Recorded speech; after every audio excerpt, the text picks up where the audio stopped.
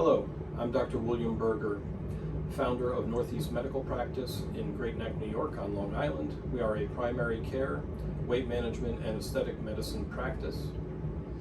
Good afternoon, I'm Irina Berger and I am co-founder of Northeast Medical Practice. Dr. Berger, thank you so much for your time this afternoon. Of course. The topic that I would like to discuss today is sleep. It's one of the pillars of lifestyle, and I don't feel that we're putting enough attention to this pillar. When I was growing up, people were saying sleep is overrated, and it's really, you have only 24 hours per day. You need to maximize your performance, and really, you don't need to sleep. So my question that there were a lot of studies done, and it's really well known that we need to get not only length of sleep, right, but also good quality of sleep. Can you talk a little bit about, and I also heard that it can even cause insulin resistance. This is how, important sleep is. Can you talk a little about this aspect and, also provide some tools and recommendations what our patients can do in order to get good sleep? Of course. So sleep really is foundational to all of the other pillars of lifestyle medicine, because it can influence your nutrition, it can influence your exercise, your level of stress, how you interact with other people, and so forth. So the sleep that one gets, as you said, it needs to be of an adequate length, which is typically 7 to 8 hours for most people, and of good quality, in order to avoid the physiologic effects of sleep that you already alluded to.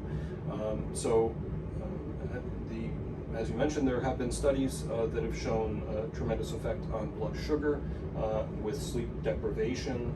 In that particular study, military recruits, so young guys who were healthy, 18 to 22 years old or so, were sleep deprived down to 4 to 5 hours nightly for 5 days, and their blood sugars went from normal at fasting to the pre-diabetic range of fasting.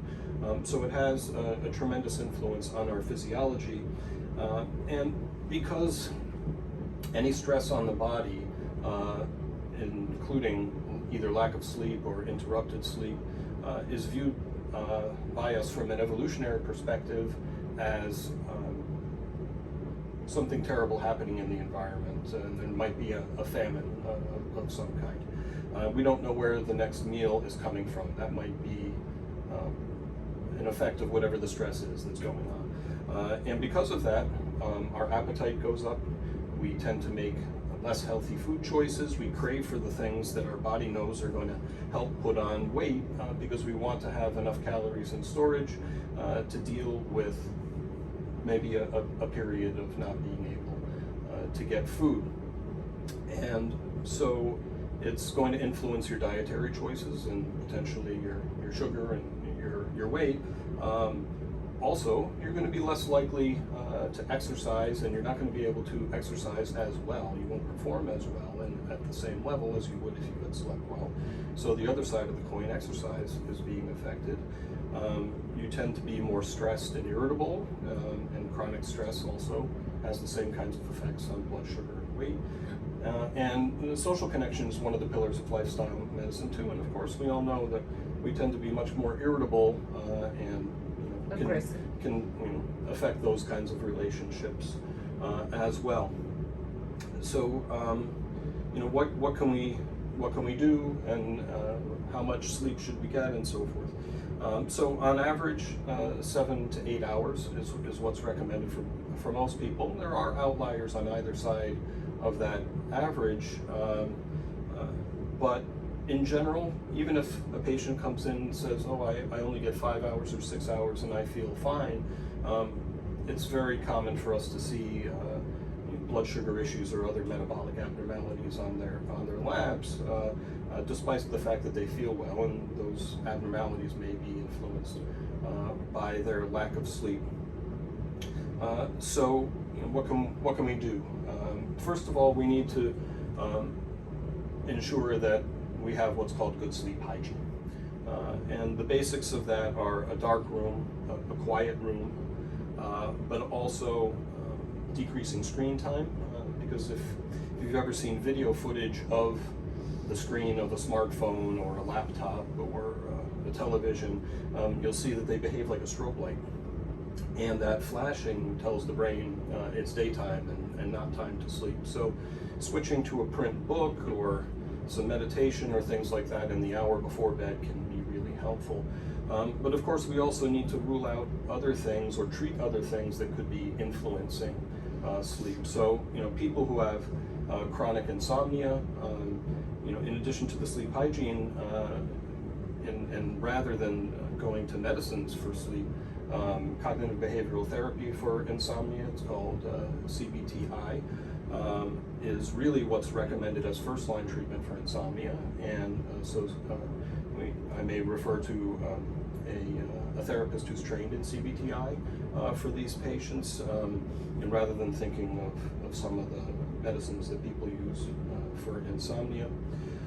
If there's anxiety that's causing people trouble with falling asleep or staying asleep, this can be also addressed by talk therapy, but we can also consider medication to treat anxiety. And sleep apnea is another thing that often for our heavier patients is an issue, because excess weight also makes you at higher risk for sleep apnea, and sleep apnea, because it's a stress like we talked about, makes it harder to lose weight. So that can really be kind of a vicious cycle. So in terms of what we can do, it's the sleep hygiene, it's making sure there aren't underlying conditions that are interfering with sleep, and we can really try to address that pillar, make sure that we're getting at least 7 to 8 hours of high quality sleep. Yep. And the recommendation is do not eat before you go to bed, do not drink before you go to bed. Make sure that all your, cell phone and computer is in another room, and pretty much, maybe to listen relaxing music before you go to bed. Yes, those are also good recommendations too. Of course, if you're waking up to urinate and it's not due to an enlarged prostate issue, something like that, then yes. If it's just because you're drinking too much water before bed, then we should curtail that. Okay, wonderful. Thank you so much, Dr. Berger. My pleasure. And of course, all of our talks and videos are for educational purposes only, and are not medical care, and there is no, at least yet, established doctor-patient relationship between us. And if you have any acute medical issues, please don't hesitate to seek out care from your medical provider. And if you'd like to get in touch with our office, again, we're Northeast Medical Practice in Great Neck, New York. Our phone is 516-604-3418. Or you can peruse our website at northeastmedicalpractice.com, or visit us on our various social media outlets. And we'll see you again soon.